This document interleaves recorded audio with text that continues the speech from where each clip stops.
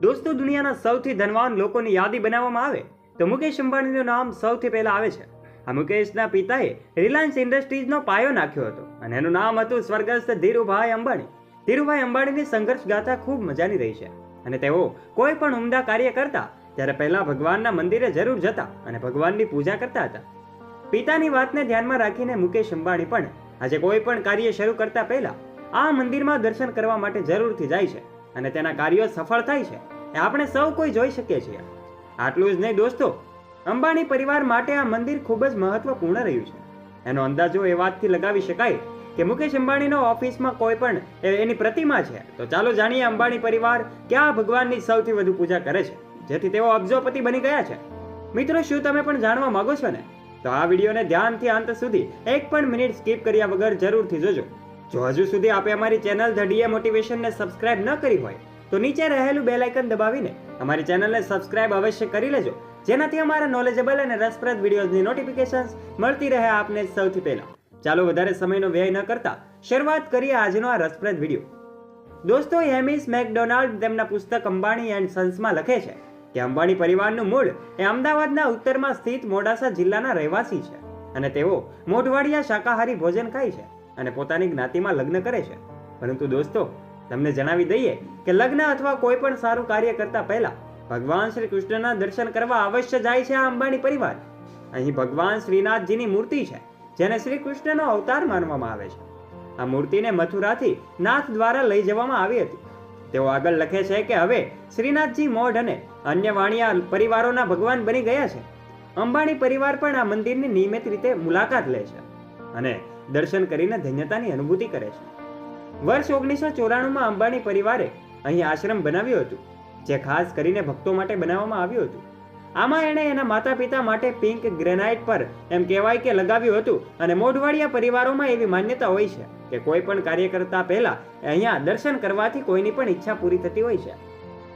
દોસ્તો, તમને જણાવી દઈએ કે મુંબઈમાં મુકેશ અંબાણીનું ઘર એ દુનિયાનું સૌથી મોંઘું ઘરોમાંનું એક છે. એમાં લક્ઝરિયસ સંબંધિત તમામ સુવિધાઓની કોઈ કમી રહી નથી. આ ઘરમાં ભગવાન શ્રી કૃષ્ણનું વિશાળ મંદિર છે. આ મંદિર અંબાણી પરિવારની સ્થિતિ અનુસાર વૈભવી છે.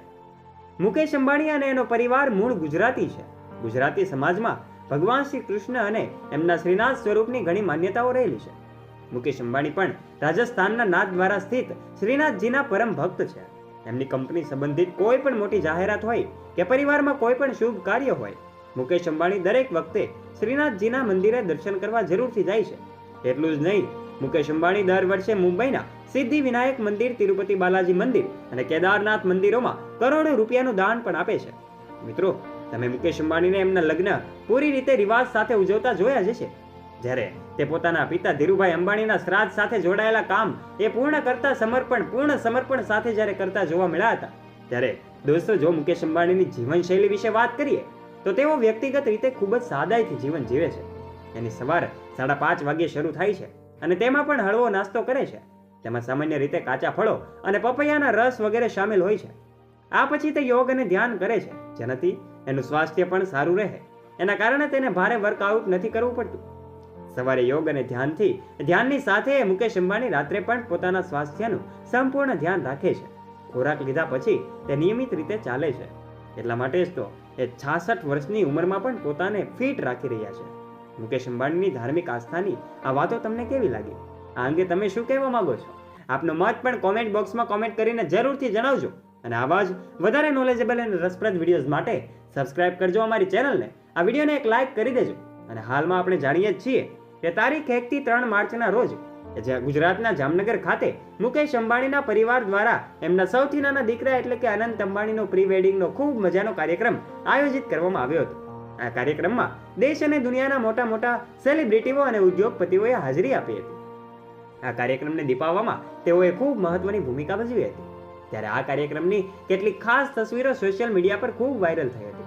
ત્યારે ચાલો અનંત અંબાણી અને રાધિકા મર્ચન્ટના આ પ્રી વેડિંગ કાર્યક્રમની કેટલીક ખાસ તસવીરો નિહાળીએ.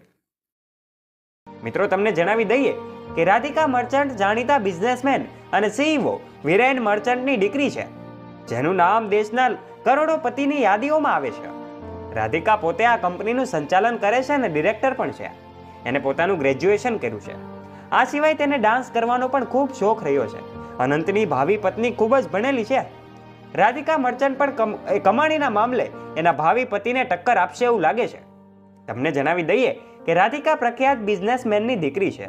તેમનો જન્મ ગુજરાતના કચ્છમાં થયો હતો અને રાધિકાએ કેટલેટર એન્ડ જોન્સ કોર્નર અને ઇકોલો એક મોડિયન વર્લ્ડ મુંબઈમાં પોતાનો અભ્યાસ એમણે પૂર્ણ કર્યો હતો.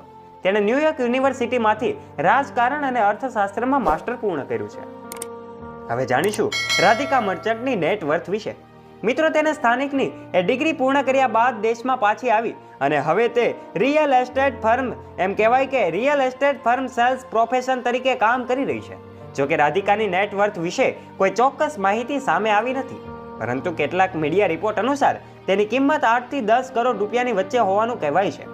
તેના પિતા વિરેન મર્ચન્ટ અને એ જાણીતા ઉદ્યોગપતિ રહ્યા છે. એક આંકડા અનુસાર એમની કુલ સંપત્તિ લગભગ 755 કરોડ રૂપિયા છે. રાધિકાને ડાન્સ કરવાનો ખૂબ જ શોખ છે. તેણે જીવો world centre grant theatre BKC દરમિયાન પ્રથમ વખત એમનું સ્ટેજ પરફોર્મન્સ રજૂ કર્યું હતું. પ્રથમ આપણે જાણીશું અનંત અંબાણીની નેટવર્થ વિશે. મિત્રો, મુકેશ અંબાણીના સૌથી નાના પુત્ર અનંત અંબાણીએ ધીરુભાઈ અંબાણી ઇન્ટરનેશનલ સ્કૂલમાંથી અભ્યાસ કર્યો હતો. તેણે યુએસની બ્રાઉન યુનિવર્સિટીમાંથી ગ્રેજ્યુએશનની ડિગ્રી મેળવી હતી. તે મુંબઈ પાછો આવ્યો અને તેના પિતાની કંપનીમાં કામ કરવા લાગ્યો. એક રિપોર્ટ અનુસાર અનંત અંબાણીની કુલ સંપત્તિ 3,44,000 કરોડ રૂપિયા છે. આ હતું અનંત અંબાણીની વાતો વિશેનું સત્ય. શું તમને ખબર છે કે અનંત અને રાધિકાના પ્રી વેડિંગ ફંક્શનની થીમ શું હતી? મિત્રો, અનંત અને રાધિકાના પ્રી વેડિંગ સેલિબ્રેશનની થીમ જાહેર કરવામાં આવી હતી. નીતા અંબાણીએ પોતે એક વિડીયો જાહેર કરીને એવું કહ્યું હતું કે આ ફેસ્ટિવલની મુખ્ય થીમ હતી એમાં કલા અને સંસ્કૃતિ છે. નીતા અંબાણીએ વધુમાં જણાવ્યું હતું કે તેમને શરૂઆતથી જ કલા અને સંસ્કૃતિ પ્રત્યે ઊંડો લગાવ છે. હવે અત્યારે અનંત રાધિકા સાથે એના જીવનનો એક નવો અધ્યાય શરૂ કરી રહ્યો છે, ત્યારે તેને 3 દિવસના કાર્યક્રમ એ થીમ એ કલા અને સંસ્કૃતિ પસંદ કરી છે. હવે જાણીશું કે અનંત અંબાણીના પ્રી વેડિંગમાં કોણ કોણ હાજરી આપી હતી અને કોણે કોણે શું ગિફ્ટ આપ્યું હતું, જેની કિંમત કરોડો રૂપિયા છે તેવું સામે આવ્યું છે. તો ચાલો જાણીએ તેમની મળેલી ગિફ્ટ વિશે. હવે જાણીએ નીતા અંબાણીએ તેમના દીકરાને ગિફ્ટમાં શું આપ્યું હતું. અનંત અંબાણી નીતા અંબાણીના સૌથી પ્રિય બાળક છે, તેથી તે મોટા ભાગે નીતા અંબાણી સાથે જ જોવા મળે છે.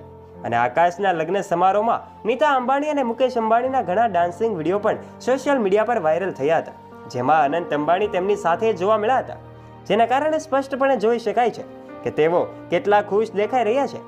નીતા અંબાણીએ તેમના પુત્ર અનંત અને પુત્રવધુ રાધિકાને ખૂબ મોંઘી ભેટ આપી હતી, જેની કિંમત લગભગ 102 કરોડ રૂપિયા